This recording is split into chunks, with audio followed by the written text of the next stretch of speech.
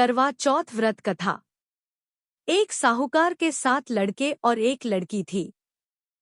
साहूकार के बेटे अपनी बहन से बहुत प्यार करते थे। साहूकारनी के साथ उसकी बहुओं और बेटी ने चौथ का व्रत रखा था। चौथ का व्रत में चांद देखकर ही व्रत खोलते हैं।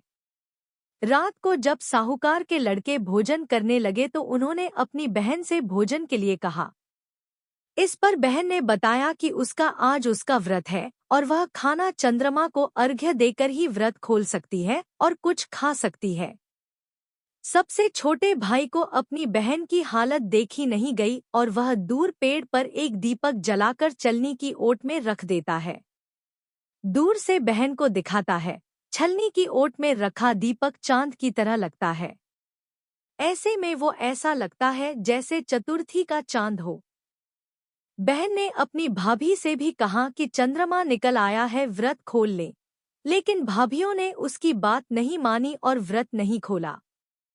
बहन को अपने भाइयों की चतुराई समझ में नहीं आई और उसे देखकर करवा उसे अर्घ्य देकर खाने का निवाला खा लिया।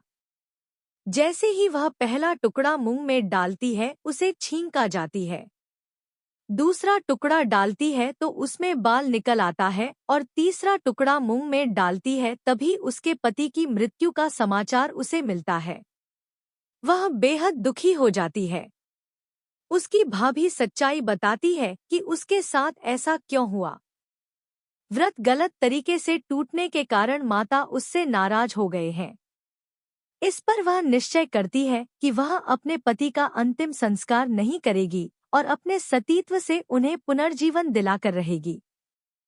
शोकातुर होकर वह अपने पति के शव को लेकर 1 वर्ष तक बैठी रही और उसके ऊपर उगने वाली घास को इकट्ठा करती रही।